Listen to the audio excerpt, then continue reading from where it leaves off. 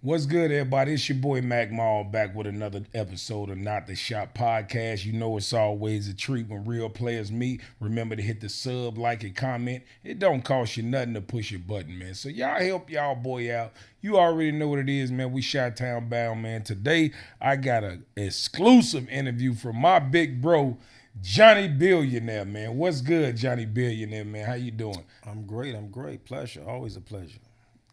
Just for the record for y'all, this is my real brother. We 5 years apart. This is my real blood brother. Cause you know a lot of y'all like to run with the big bro and big bro. This ain't big bro. This is my real big brother. You know what I'm saying? And I'm proud of him, man. He just opened up a store. You know what I'm saying? He got his greeting cards going, man. Make sure y'all tap in and make sure y'all support him, man. So I want to talk about your store, man. Tell me how you feel about opening up. You finally, you talked about it ever since, you got out, you came home on a positive note.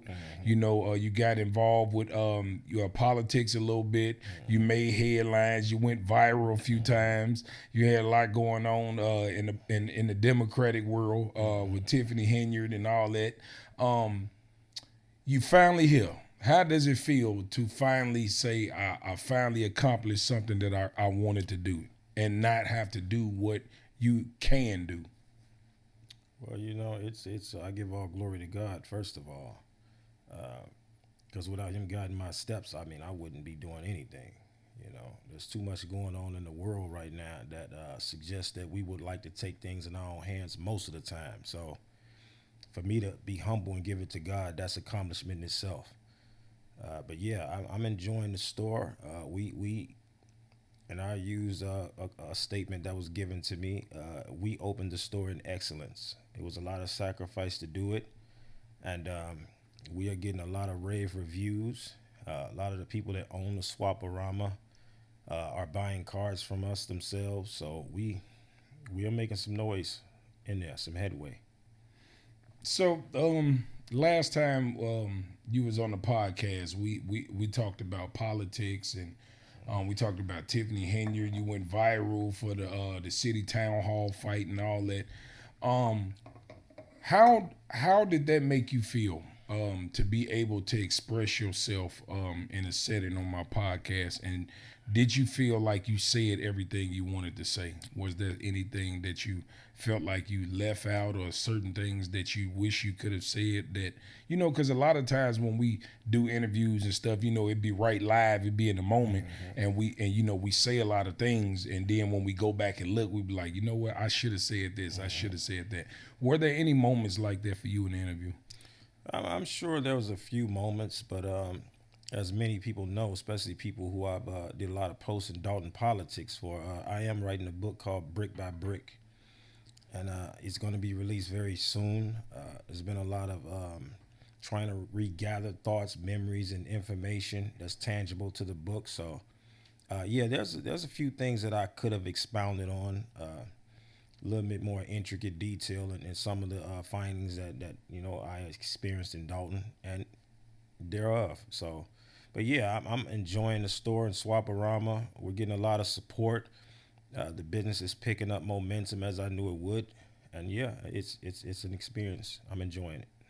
Now, when it comes to business, right? Because a lot of people, when they have this idea in their head, they want to start a business, and they have high hopes for, to flourish, and when they start a business and it don't necessarily kick off the way they want to, they get discouraged.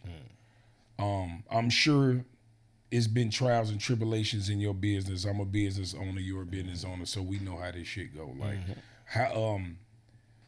how did you feel about those moments that at that point where you say, you know what, even though it don't look like how I wanted to look at this moment, I know that if I keep going, it's eventually gonna get there. Well, I will say this to any business owner: I've been checked or given a pull up in terms of calling our businesses small businesses. We are progressive business, and that goes for every so-called small business owner. Um, in regards to business, all of us at the end of the day are trying to survive. All of us want to put our blueprint down to leave something behind to our loved ones, a legacy, so to speak. Um, in business, you will do one or two things. You're gonna swim or sink. It's about how bad you want it. It's about how strategic you are. It's about having that extra, you know, energy to get up when somebody else rather go to sleep. What you're doing while you sleep, somebody's up working. If you can learn to persevere and muster through your trials and tribulations, your errors, dealing with your people, you have to work with people. That's a whole nother conversation outside of business. You know, people have lives of their own. So for people to get up and come out and work for you, you know, and you know, basically to strive and struggle with you and hold your best interests at heart, you know, that's monumental in itself. So yeah, business is tough. I mean, it's tough, but what else are you gonna do? You got two. You got two. What do they call it? You got two hatreds. You got to pick your hate. You hate getting up, punching in every day, dealing with supervisors. You probably got more sense than anyway. Yet you got to adhere to them and they BS. You got kiss asses on a job site. You got to rush and get up in the morning, barely brushing your teeth to run just to punch into somebody else's clock. All these things you don't like when you go to work. In business, you got overhead. You have to basically babysit your staff. You got to micromanage. You got to make sure the overhead is there. You got to make sure your stock is there. You know, you have to do all your internet promotional things. Everything is a hate and a hate. You have to pick your hatred. Pick which one is best, the best suits you.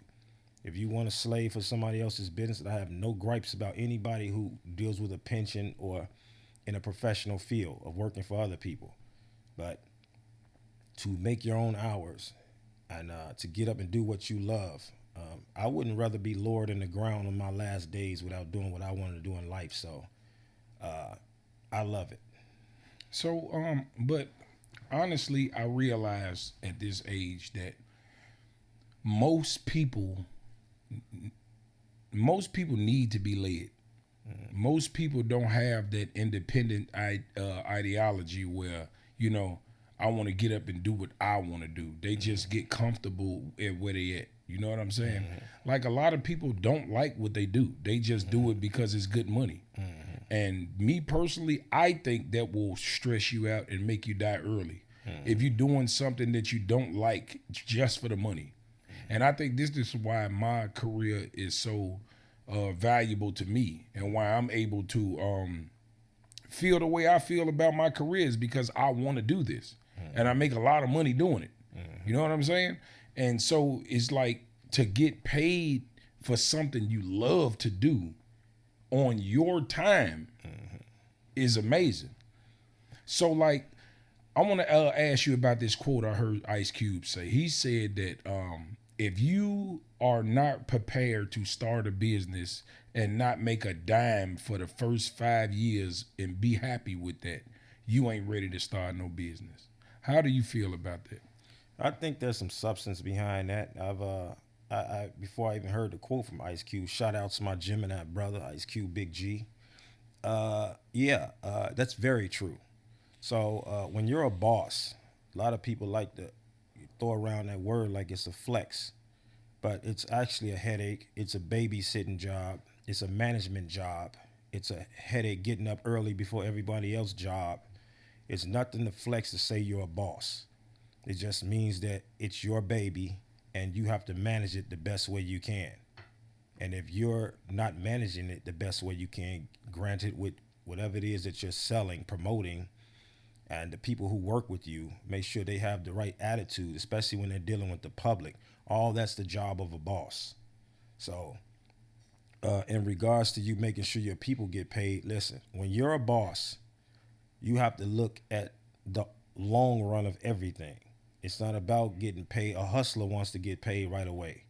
A boss knows that over time, that equity is going to pick up, that money is going to pick up, but you want to make sure the people who get up every morning to come out to make sure your dream comes true, they are the ones that get paid first. So yes, in business, the boss usually comes last. And in the end, the boss will eventually come first. But if you don't have the mindset to come last, If you don't have the resources to constantly lose, I'm not even gonna use the term lose, just invest. Everything you do in your business is an investment. If you look at it like you're losing and there's nothing coming in, then you're not ready to be a boss. You have to be ready to invest in every aspect and open your business up in absolute excellence. And if you're not willing to make that sacrifice, then just get out of the race, because there's so many people out here that's willing to do what you won't do. And it goes back to so in 2017, I got into real estate. I bought my first 2 unit in 2017. And prior to that, right, I had homies into real estate. And they was making the shit seem like it was peaches and cream. You know what I'm saying? Like, man, we got buildings. It looked good from the outside looking in until I got one. And you need a lot of properties to be successful in the real estate. I thought that, I get a building here, building there, I'm good. I was making in profit off that 2 unit $700 in profit every month.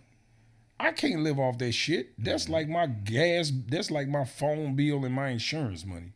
You know what I'm saying? But I own the property. But guess what? I had to pay the water bill. I had to pay the mortgage.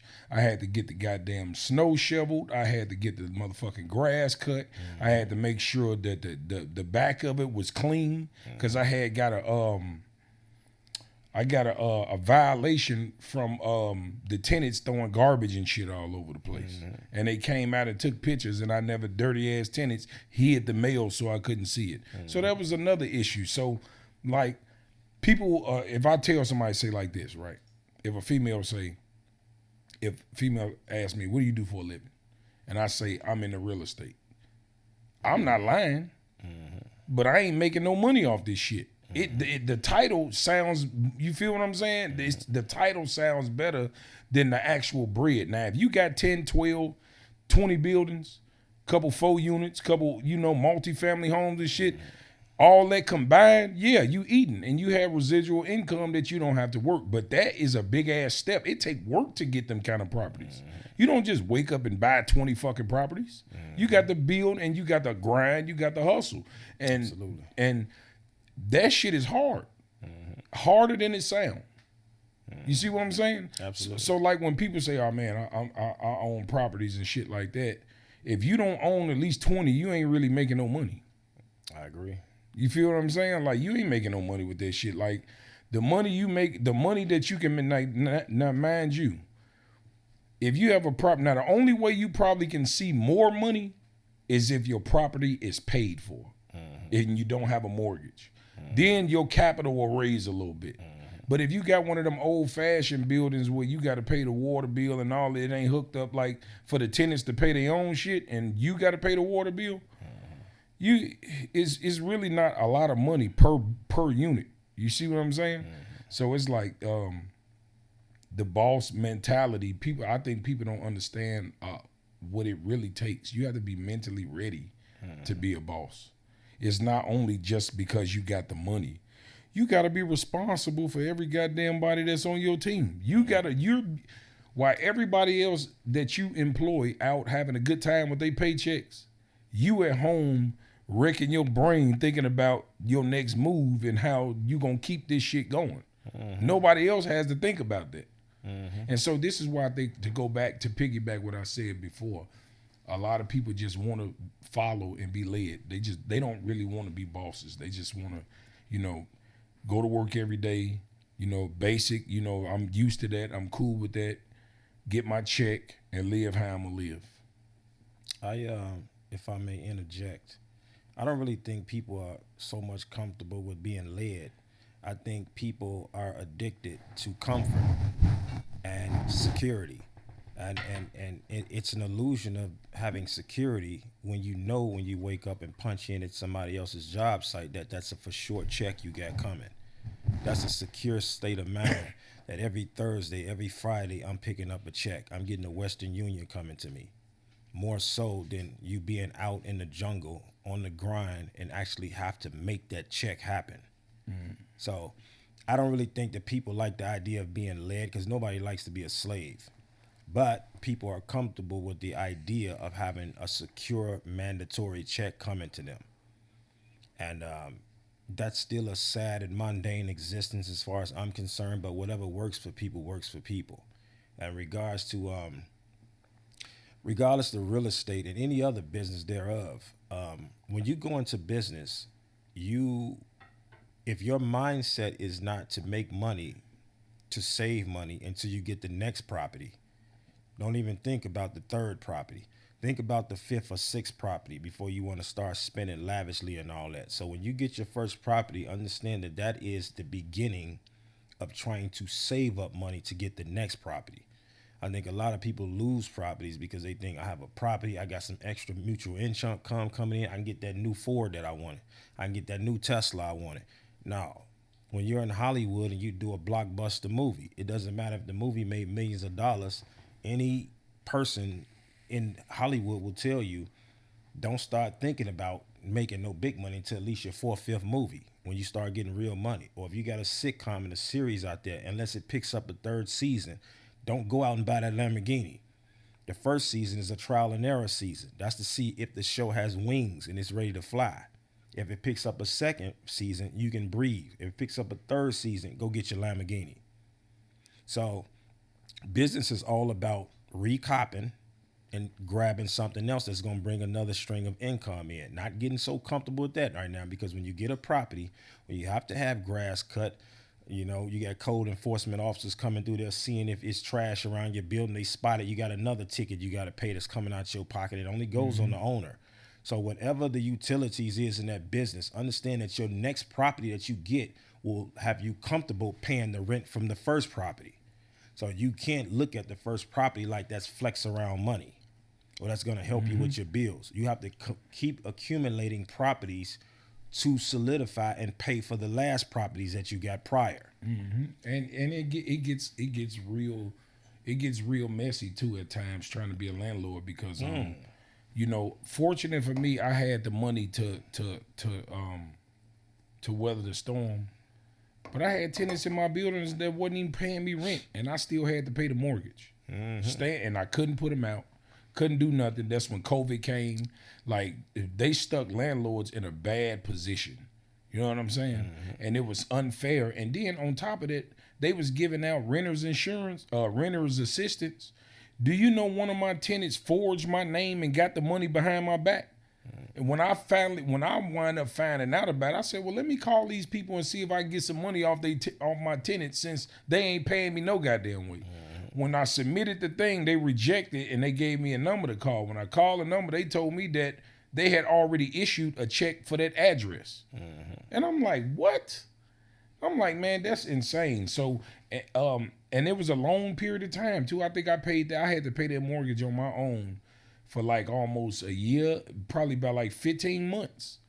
A lot of people can't afford to do that because guess what? I still got my own lifestyle. I still got my own rent to pay, my own bills to pay. And now I got to take on a whole nother mortgage because y'all ain't paying and y'all living in my shit comfortably. So that was a big issue for me, man. But I want to get into my next subject, which is as far as the political stuff with the migrants and stuff in Chicago. How do you feel about the way Trump is running the country? Well, my thing with Trump is, number one, I don't know him. And I do know that in politics, which is a horrible practice to get into as far as I'm concerned, you only know what they want you to know most of the time. As far as the migrants, I think it's unfair to give them leeway to come in here just to ostracize and strip them out of here so abruptly without looking at the variables, like kids being stripped from their parents, things like that. I think anytime you make a rash and set and determinate decision and don't look at the devil in the details, you can devastate families. You have people here that are legal, that had fresh kids. The kids are legal, but the parents ain't. How do you mitigate around keeping the families together? It's just, to me, it's just not a very smart and tactical move to just strip them and just throw them out of the country when their children may be, in fact, legal. So it's just before they made that rash decision and sent ICE, around like gangbangers snatching people off the street, I think they should have thought a little bit more deliberate about the impact that it would have on the families. I mean, we all have our own opinions. Some people are grateful. Some people felt like a lot of business owners were being predatory and getting cheap labor so they wouldn't pay natural Americans the salaries that they otherwise would. And that's a legitimate gripe. But the fact is, this falls on the backs of the politicians that were incompetent, to say the least. And there's been many of them that came in office, and there'll be many that come behind the ones that are in there fucking up.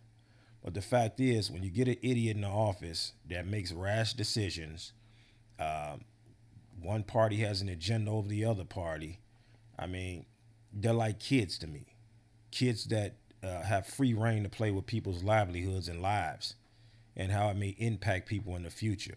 So I think it's a hard pitch to say that be careful before vetting your elected official before getting in office, because you simply don't know who people are before they get in the office. And we learned that with Tiffany Henyard. You know, you don't know who people are. She played the best game, had the biggest smile on her face, the brightest doughy eyes, talked all the right talk.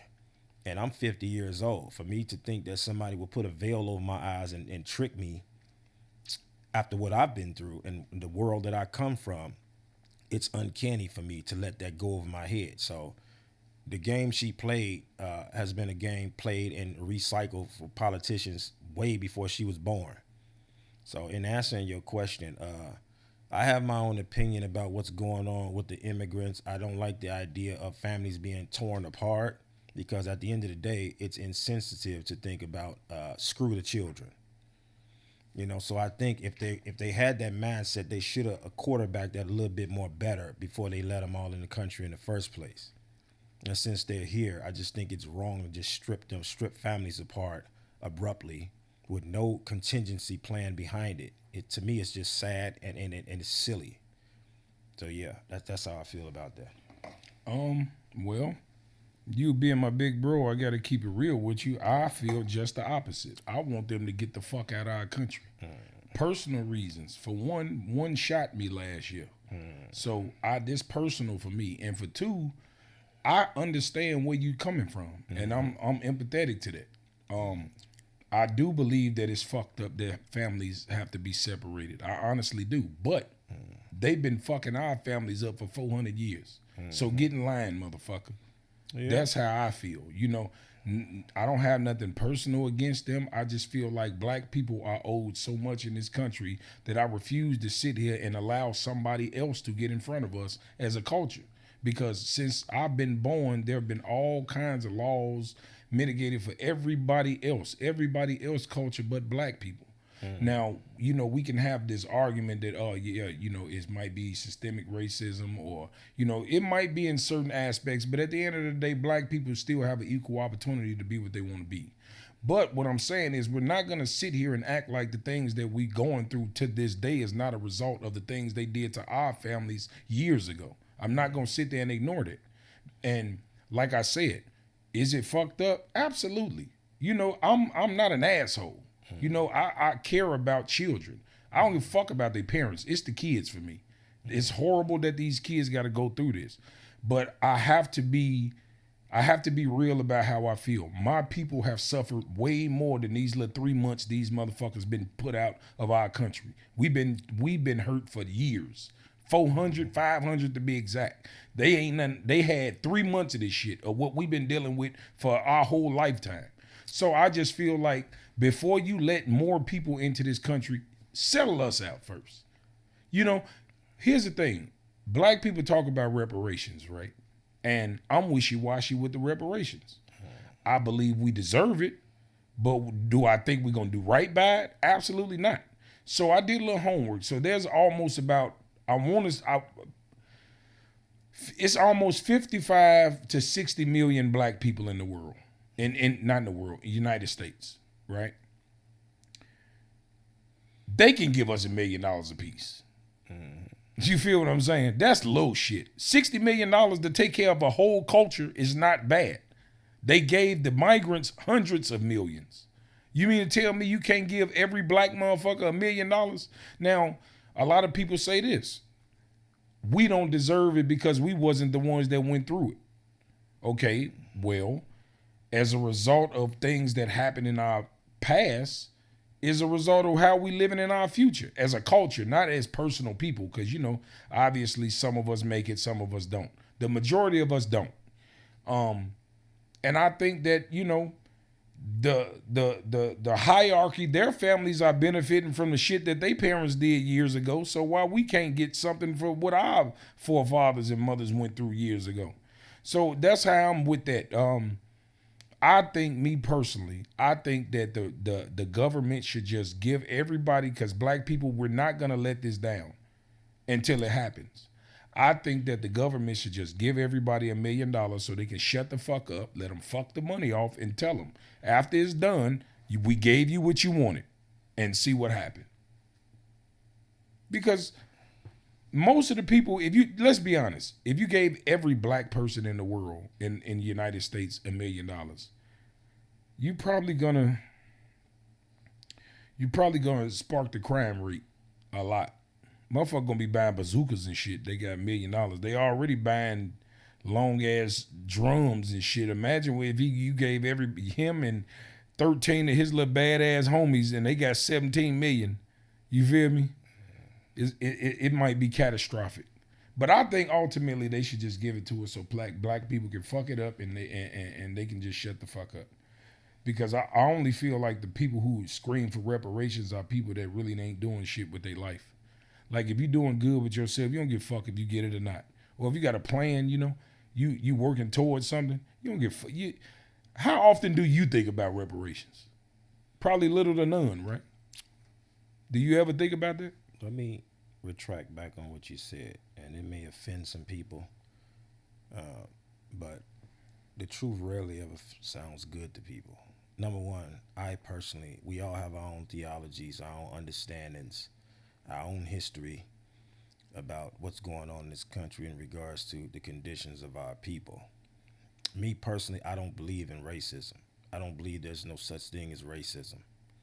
And the reason why I say that is because nobody hates you for the color of your skin. The real word, which is the cover word, racism, the real word is jealousy. So the elites, and I won't say any races, are jealous of black people. It's been that practice since the beginning and dawn of time. We are royal people. We are God's people. So all the things that you are complaining about, the reason why we're going through that is because of jealousy. There's no such thing as racism. If you think about anybody you've ever dealt with in your life, anybody, doesn't matter what nationality, doesn't matter the guys you grew up in the neighborhood with, if you think about everybody who you've ever experienced that was jealous, they would rather go to the grave than to admit to you that they was jealous. Jealous of you, jealous of anything. The first thing that comes out of people's mouth is, what I have to be jealous of you for, which is a telltale sign of a jealous person.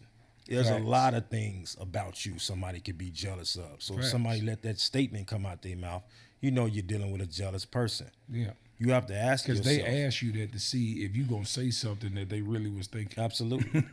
So when you talk about racism, it's a cover word. And it's too shameful for people to say, I'm jealous. It's too shameful. So somebody has to throw a word in the Webster dictionary to cover the idea of never admitting I'm jealous of these people. So I have to come with a cover word that will suffice and make me feel a little bit more good about myself to adhere and to submit to the word jealousy. I have to call it racism. I hate these people so much because they are so great. Right. Everything they touch is golden. I never thought of it like that. Yeah, I can see that. You know what I mean? Yeah.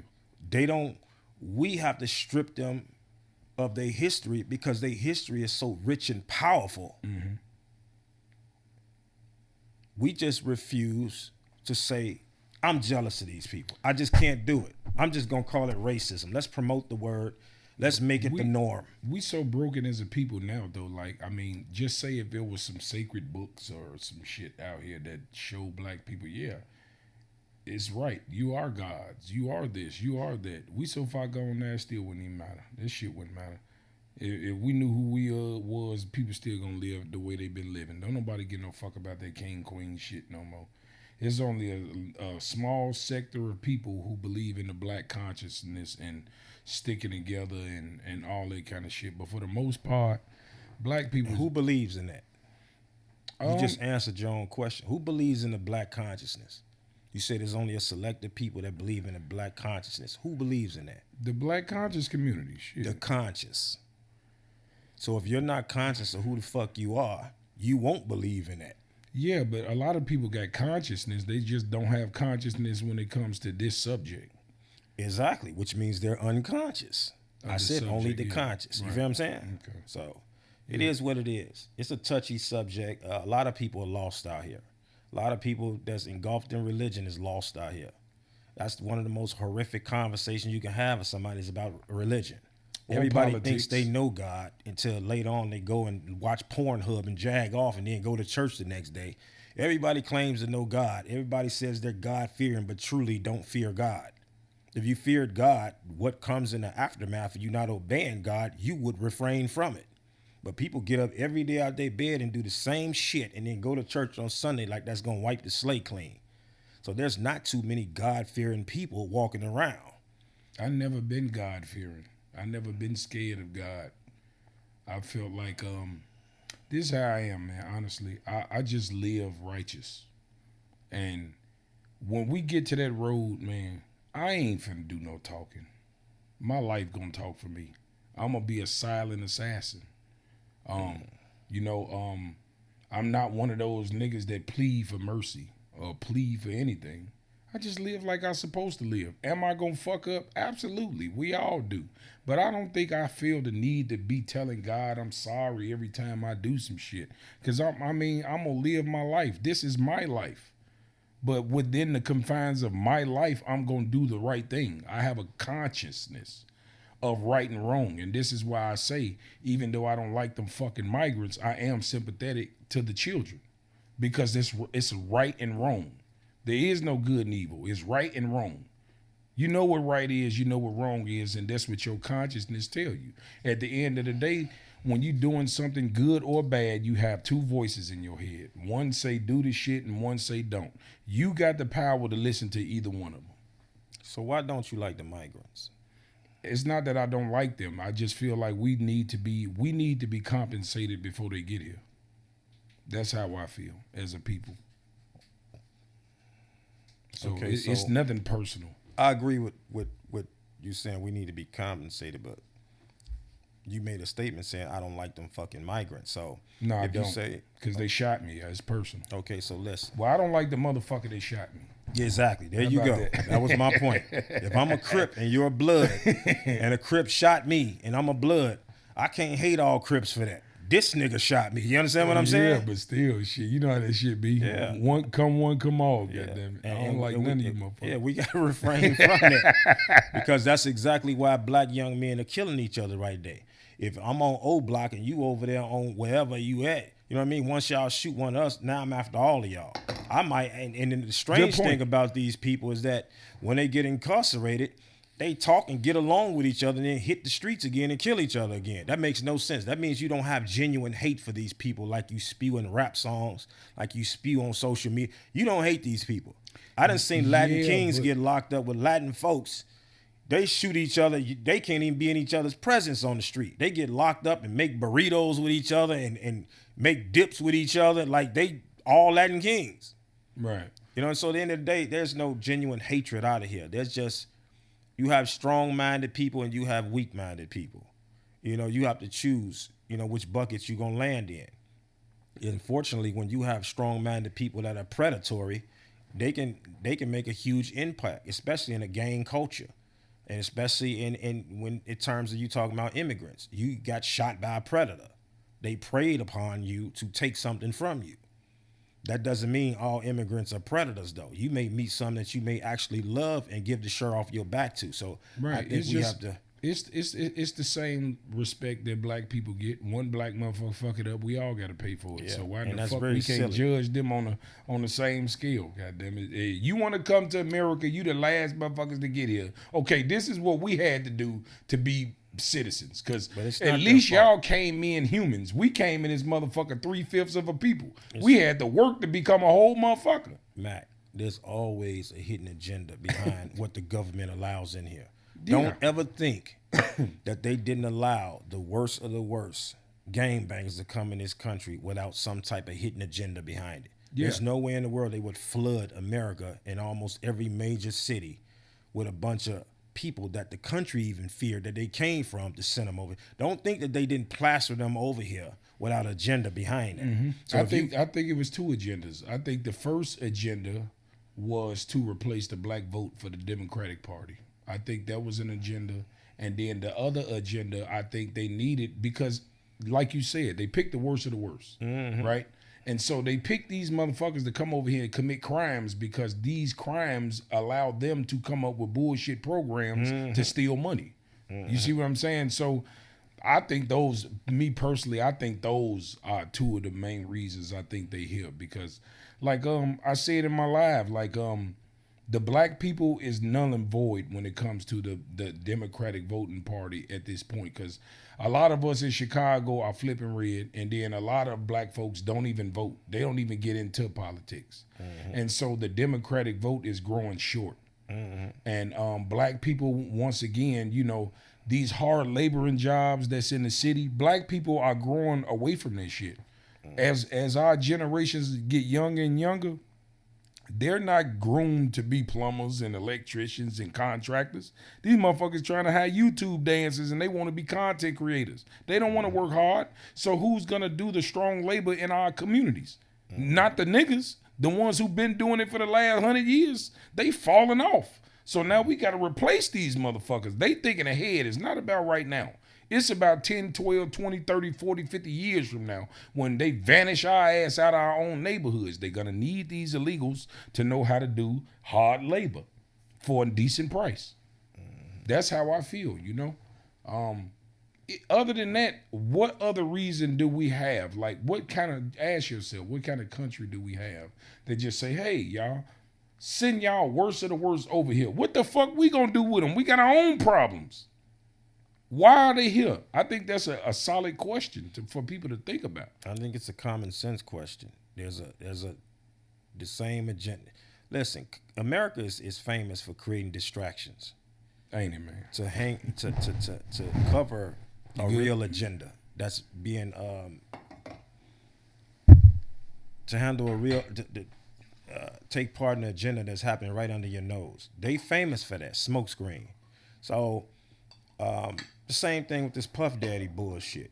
You know, you have to ask yourself, why is it that they find the most powerful black men and slap predatory, child molesting, rapist type of insinuatory labels on them? Men who've gone on to be great web. And let's just say, for the stroke of argument, that all that is true. Let's just say R. Kelly is a child predator. Let's say Puff Daddy is a predator upon whoever. Let's say Bill Cosby is a real predator. Let's say all that's true. The smokescreen is that we know from history, whether it be from your grandmother's, grandfather's history of segregation, we know that real black men don't have real power in this country.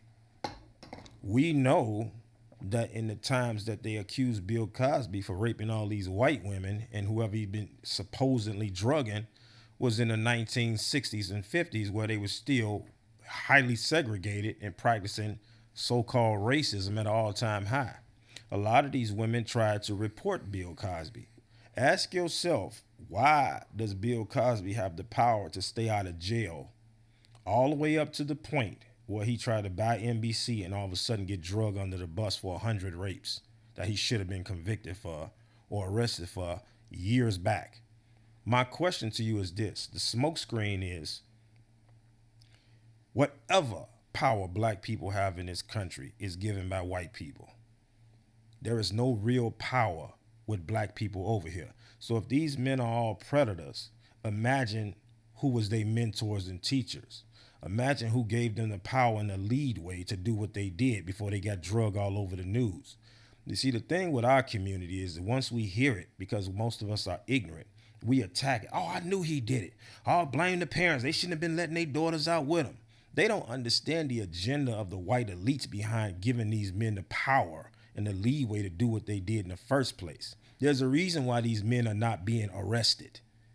So instead of pinpointing Bill Cosby and R. Kelly and Puff Daddy and illegal immigrants and all that, understand the real agenda behind all these things that are taking place around you.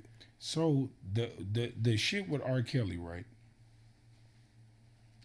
People from Chicago been knew he loved like little girls. This shit wasn't no secret. And in fact, before the internet came out, nigga, they was selling the fucking sex tape on Madison and Pulaski. You could literally go buy the fucking DVD of him pissing on the girl. They was selling that shit like it was a box office movie in Chicago. So he went through all that and nobody never said shit. You see what I'm saying? How is it that you could be pissing on a little girl in a video and people are selling this shit on the corner? How is it? Listen. And nobody never said nothing. Soon as the internet come, now it's a problem. The devil in the details, little bro, is that most men out here are predators. Most married men be in the car driving past high schools with their wives and peeking at little girls that's overdeveloped. Most niggas out here is predators. That's insane. And it's not insane. It's a fact. No, that's I'm saying, fact. I'm saying that's to be insane. I mean, listen, it is what it is. It's a human disease that a lot of people have. There are a lot of predatory women out here. They not as exposed. They not as promoted. They not as revealed as black predators or white men predators out here chasing little kids around and doing the shit that they doing. But the fact is, there are a lot of predatory women out here too that look at little boys. That's built, facts. doing all they doing. You know what I'm saying? Lately, these teachers been getting busted for fucking these little boys, man. And I'm like, why they wasn't That's fucking us when I on. was in grammar school? They probably would have. You was just too undeveloped and didn't know how to keep your mouth shut. Remember, women are light years smarter than men. A woman know if she in a classroom with you and she's the teacher, the likelihood of your mama coming up there whooping her ass may happen. She know that you may get a little too excited because your dick stay hard and you don't know how to control your hormones. You might pat on her ass in front of the rest of the students. She knows that. Right. But men don't care. Right, but see, the thing about it is though, bro, is they ass wind up getting told on anyway. So shit, whether I tell or he told, you still got told on. Listen. So obviously, you still don't know how to pick them. We all suffer from demons that we want to put to bed. Some of us have said fucking and embraced them fully. You got a lot of liars out here. You got a lot of cheaters out here. You got a lot of jealous people out here. You got a lot of homosexuals out here. You got a lot of killers out here. You got a lot of shit out here.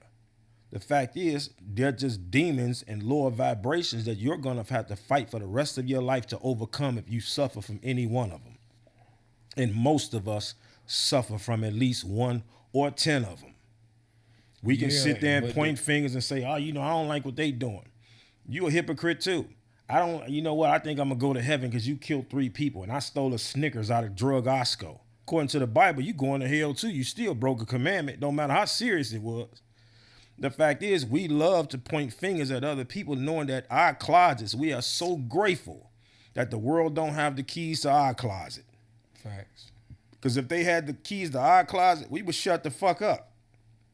People are the biggest hypocrites are the ones that suffer from the biggest demons. They the ones out there, oh, child molester. Oh, you're a liar. Oh, now you're saying you misspoke after you said what you meant on a political stump. You said that this and such about black people, but now you're saying you misspoke.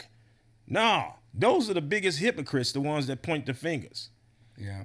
I try to be understanding to everybody's issues because I understand that we all grow, and a lot of us have made mistakes that we regret. A lot of us, because when you growing up in a culture that we grew up in without a father, nobody really guides you through life. You try shit and you make mistakes, and you do certain shit that might not necessarily, like this, right?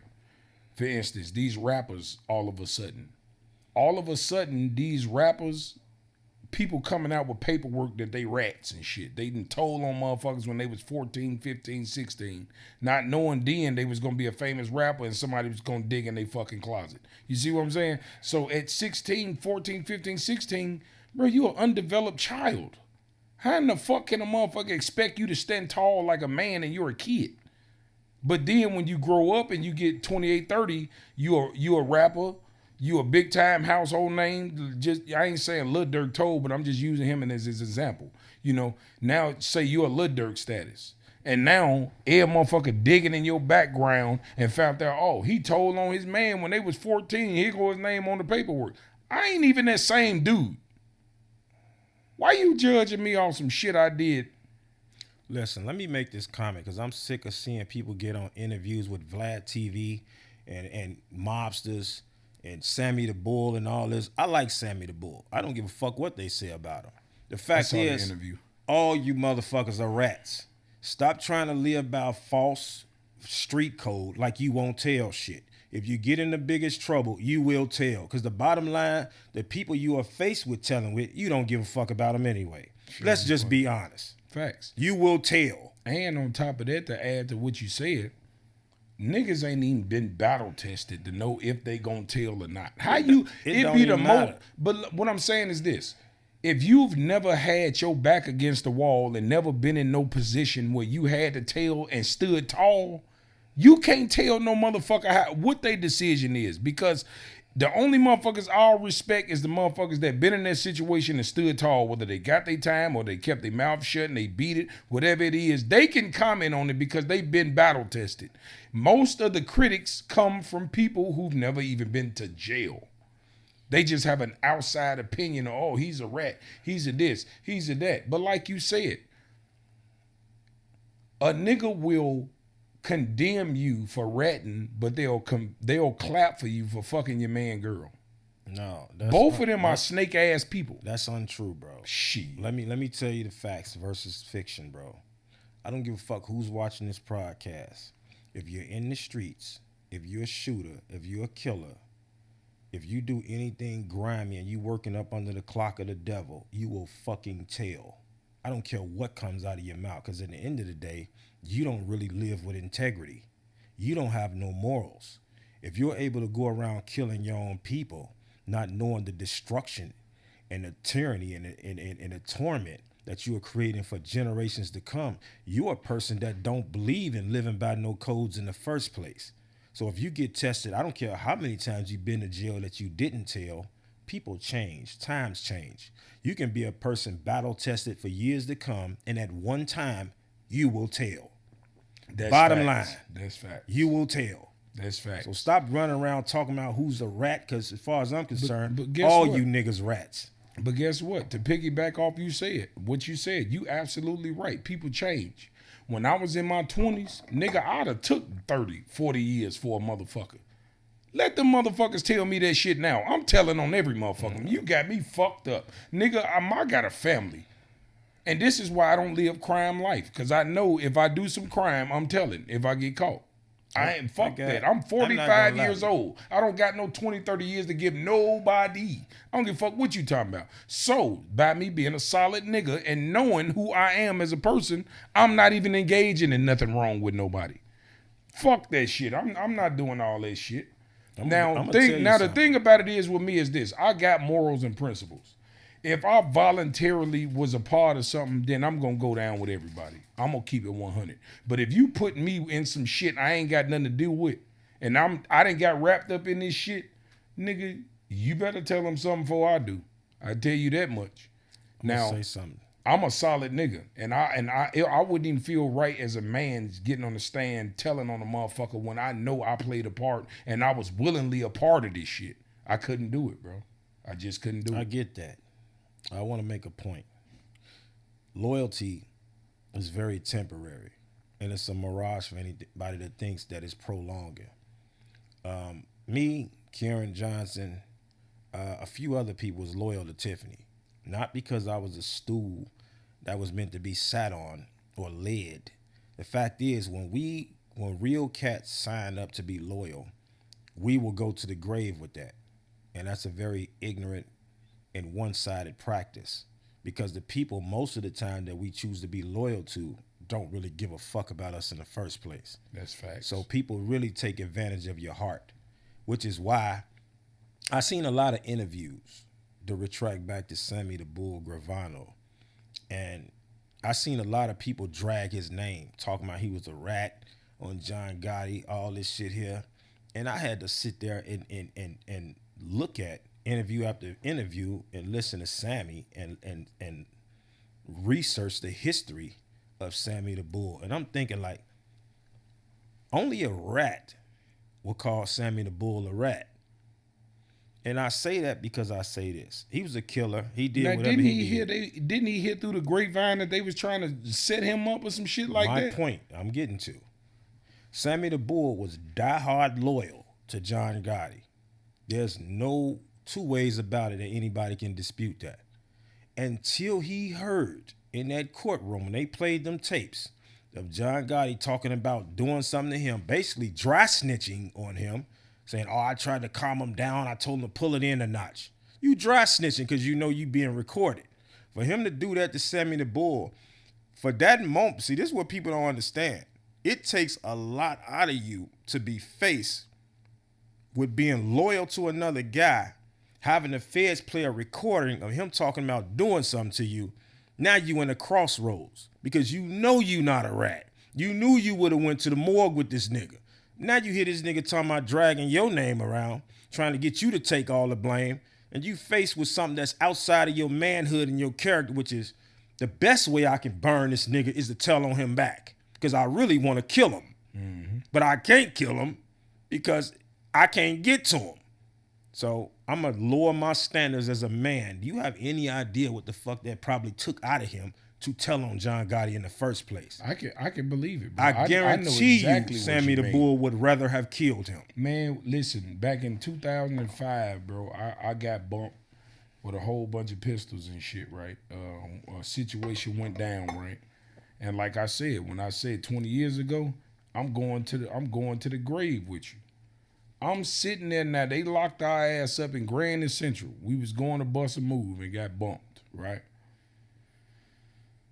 These motherfuckers left the doors open on purpose while they was interrogating him. I heard the whole motherfucking conversation. And I heard this bitch ass nigga in there telling on me. Mm-hmm. And I'm going down with the squad. I'm like, man, lock me up. I don't give a fuck. We'll deal with this shit later. Mm-hmm. And he like, I'll be right back. He left the door open. He got me handcuffed to the goddamn bench. Left the door open. And I'm hearing the motherfucker. It wasn't loud, but I know they was next door because I heard the voice. Mm-hmm. You know, I hear the voice, so now I'm quiet. I'm tuning in because I'm trying to see what the fuck they asking him. And I hear this nigga just in there talking like a bitch, bro. When I tell you, I was so furious. And I felt just like Sammy the Bull, bro. Like, damn, bro, we was supposed to go down like men, bro. And you in there doing that while I'm here? I'm here, nigga. I'm in here with you. I'm not at home. Like, you bogus as hell, bro. So, yeah. Loyalty, these days, I don't think it's out here, bro. It is. It's just scarce. It's a needle in a haystack. But the fact is that by the time most people find it, they've been fucked over by fake niggas for so long that they don't embrace it. And they end up losing it before they embrace it. Facts. You understand what I'm saying? But it's out here. There are some people out here that just can't deal with a handful of people. They probably deal with so many people and can take fingers away off that finger because they are loyal and they got a big heart. Most loyal people have big hearts. That's really what loyalty mean. It means you have a grand heart that you wear on your sleeve. Yeah. And people see that a mile away and they prey upon it. Yeah. They know, you the guy that's gonna come if somebody fuck with them, you gonna send that bitch up. They know that. They know you the person that's not gonna let nobody talk behind their back even when they ain't in the room. You're not finna do that to my mans. You're not finna do that to my homegirl. You're not finna get down on her like that in my presence. You're not finna do that. Right. Fact. It's people out here like that. Yeah. But I'm one of them. Exactly. It's hard to find because... And we get fucked over the most. Yeah. They crawl into their own world and they just leave the world alone. Yeah. Why you think when you see old people right now, they quiet? I used to always, when I was a kid, look at how quiet senior citizens were. Like, you motherfuckers don't never talk. What type of life is that to live? But you can just look at the history in their eyes and in their body language. Mm. They done seen it all, seen the fake shit one too many times, and they just don't want to be fucked with, period. They just want to be left alone. Leave me the fuck alone. Right. Whatever coming out your mouth, I don't even trust it. Fuck right. You know what I'm saying? Facts, man. So, I want to get into your cards, man. So I want to know what inspired you to do cards out of, because you've been drawing since we was kids, right? Yeah. And I know you did some time away, and then you came home and you wanted to do cards. What inspired that? Honestly, I've been doing greeting cards for about 28, 29 years. When I was in prison, I literally probably sold more cards than the inmate commissary.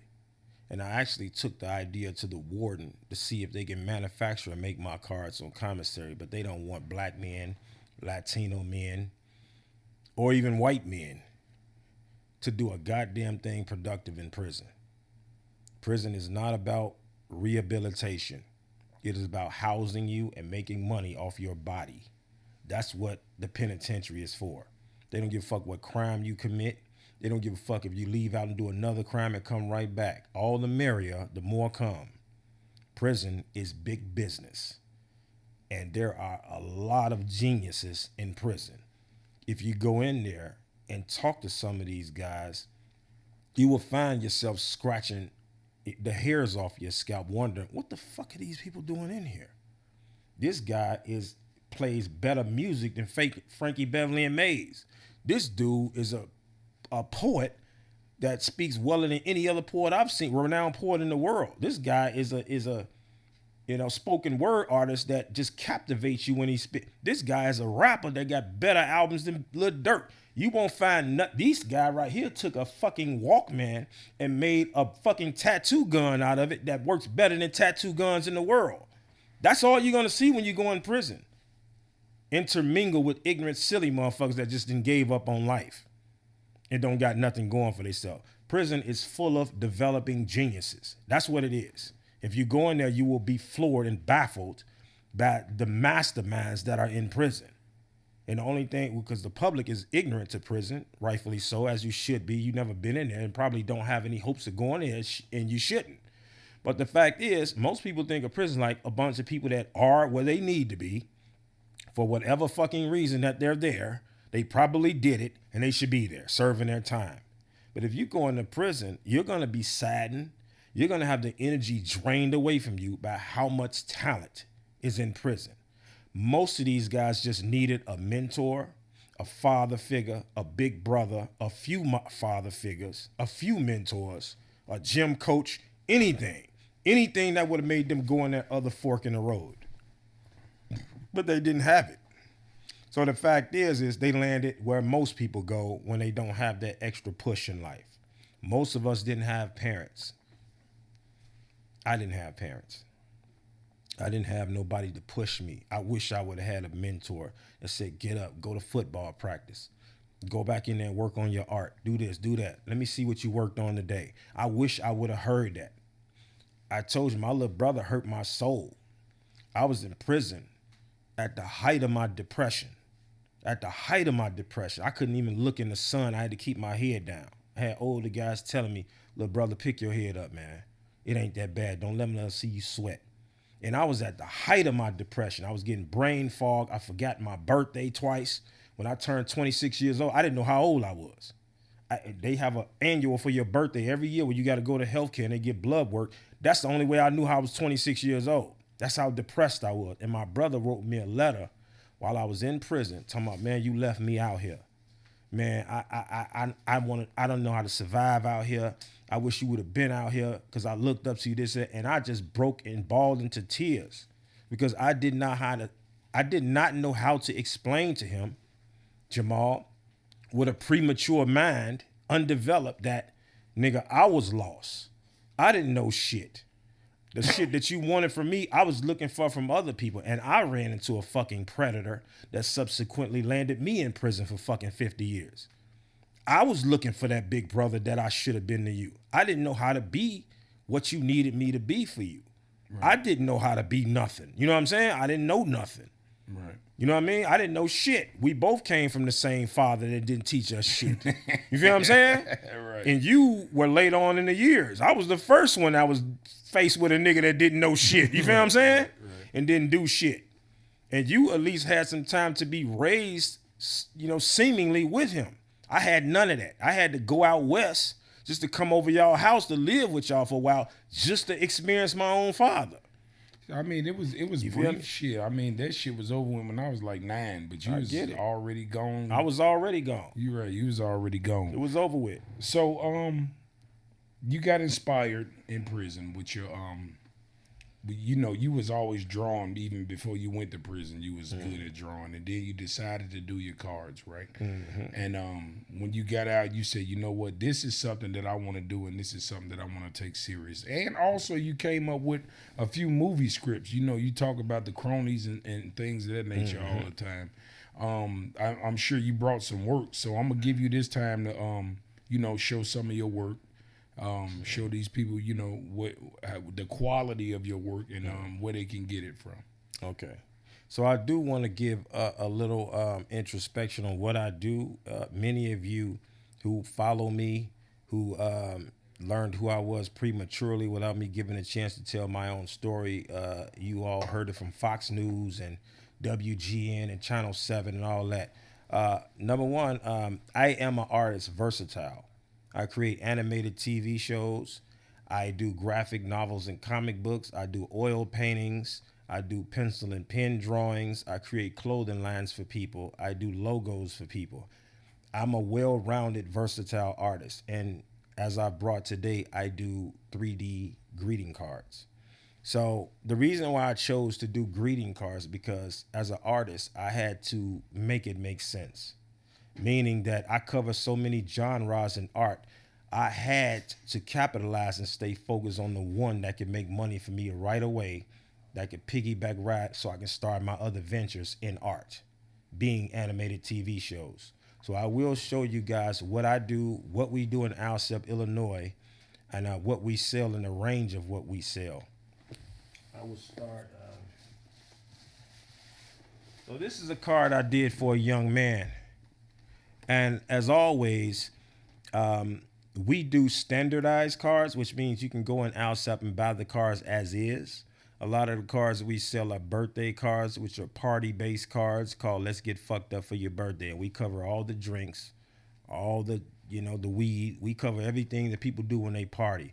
This particular card, this gentleman's mother asked for personalized cards. Now, when personalized cards are being requested, that means that you send the photos in to us.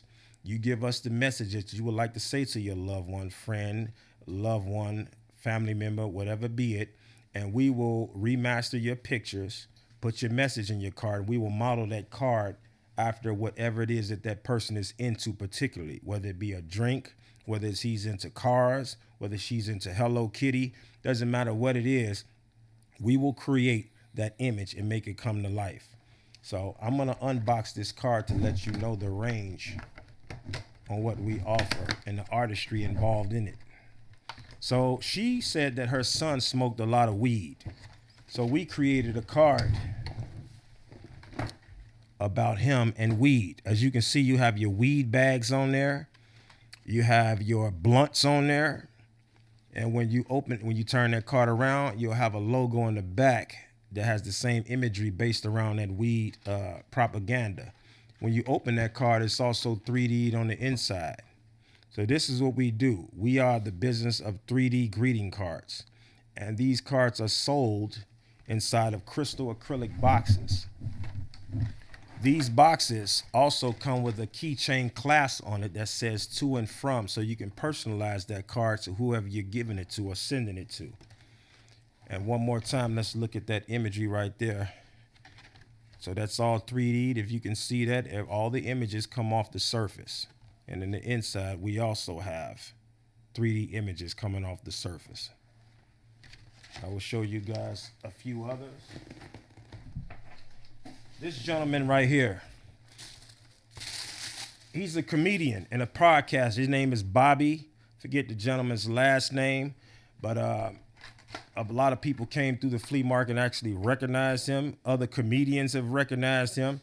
And so his mother wanted me to make a comedian-based card that will memorialize his images and all that. So this is what I did. I put all the great comedians in his backdrop.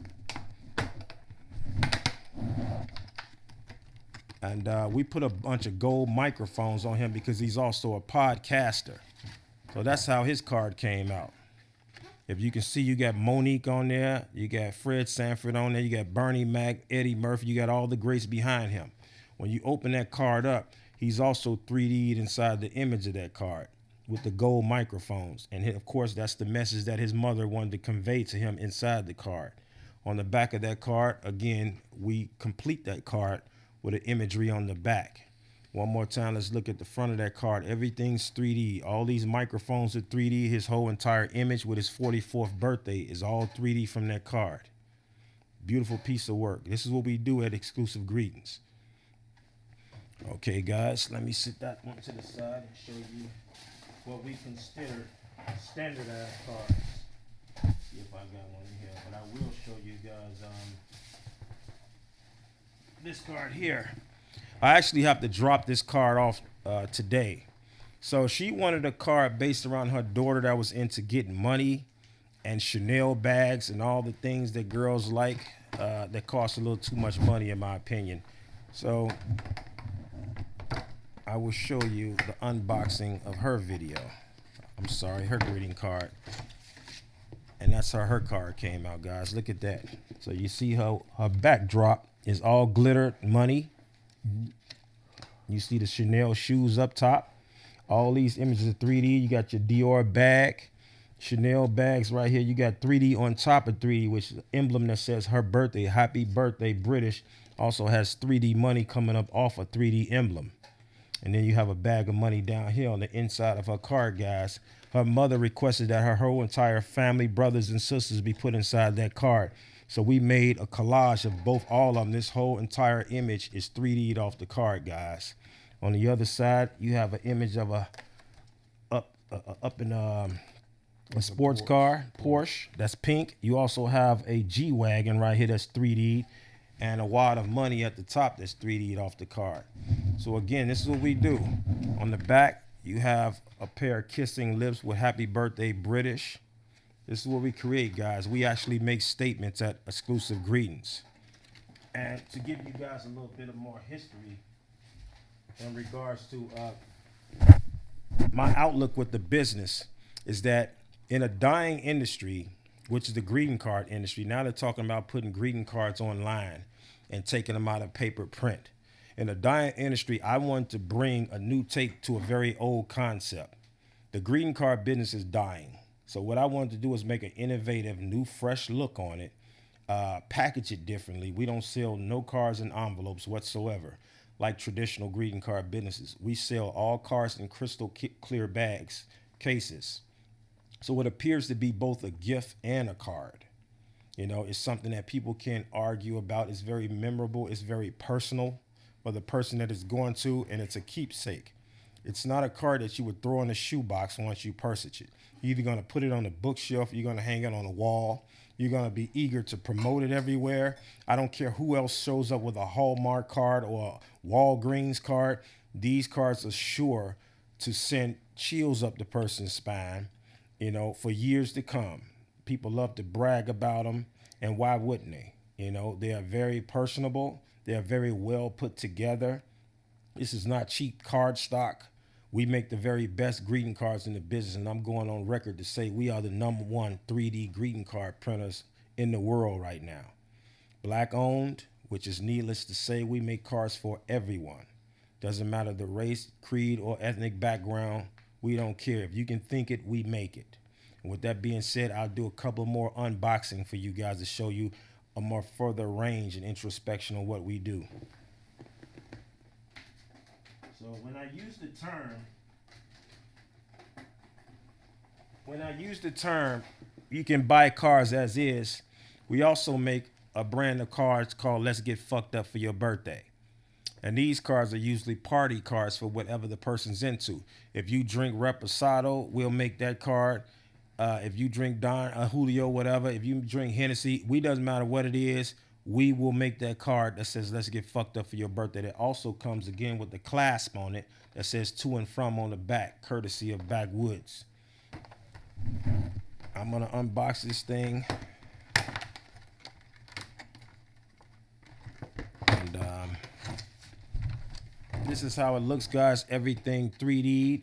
You have your 3D blunts on both sides of the card. You have your emblem that says, let's get fucked up for your birthday. You have a huge wad of weed and trees down here with blunts with characters drunk against them, high against them, rather. And when you open that card up, guys, it says, let's get fucked up on the outside for your birthday. And then the inside, it says, but not too fucked up. Happy birthday and many more to come.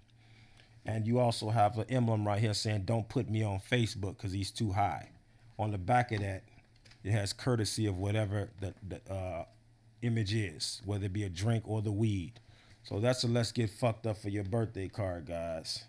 Beautiful artistry in that card. Well made. The best card stock in the business. Here's another personalized card, guys, that I did for one of my partners, Sammy Young. And Sammy Young was a superintendent of Cook County Jail for over 20 years. And he sought out to my company, and he wanted a anniversary card done for him and his wife. So this is that card right here. Beautiful artistry in that card, guys. 3D on top of 3D, meaning that the Youngs, which is Sammy Young and his beautiful wife, we put the Youngs 3D off the card, and then we put Love 3D off of that 3D image. We have our 3D champagne glasses here with our hearts. Him and his wife wearing both black and red mink jackets. Beautiful card, guys. When you open that card up, you see the inside. There's a collage of him right there with him and his wife, champagne bottle as a collective memorable in the backdrop. And in the back of that card, you see the Youngs in the back again as a final image. And take a look at that card one more time, guy. Beautiful. Beautiful card. All images are 3D'd and lifted from the card. All sold in these crystal cases. And I will show you guys just one more of these cards.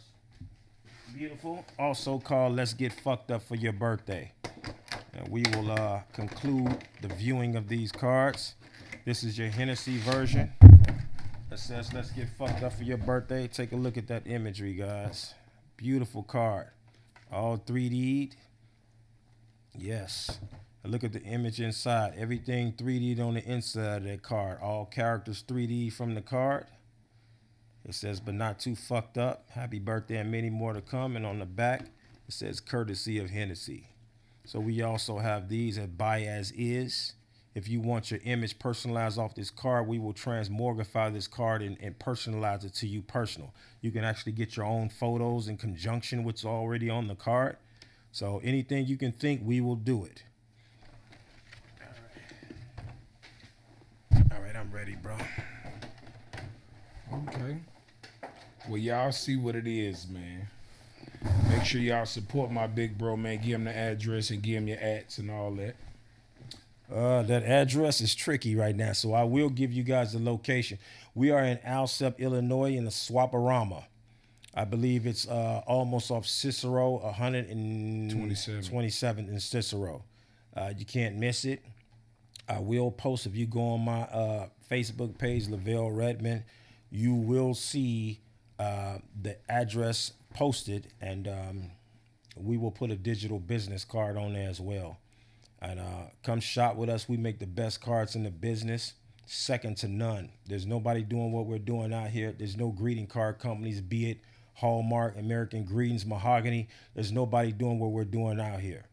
We are the innovators of this business that is dying right now. We are bringing a new take to an old concept. We are personalizing these cards. We're not making them boring. And instead of you going in a traditional greeting card store, seeing a card that may look okay on the outside, but seemingly don't say what you wanted to say on the inside, or vice versa. You may see a card that looks bland on the outside, but somewhat close to what you may want to convey on the inside, but none of it is really perfect. With our company, you get a chance to not only send the photos of the loved one or the girlfriend, boyfriend, wife, whoever it is. You get a chance to convey your exact, whatever it is that's on your heart, you get a chance to convey that. We will digitize it, remaster it, and we will put together the best greeting card that that person has ever seen, personalized to that person. So come shop with us at Exclusive Greetings. I'm Johnny Billionaire, and as always, it's been a pleasure. Anymore. Man, it's always a treat when real players meet, man. Make sure y'all hit that sub. Make sure y'all like and comment, man. and tune in till next time. It's always a treat when real players meet. You dig. Peace. Peace.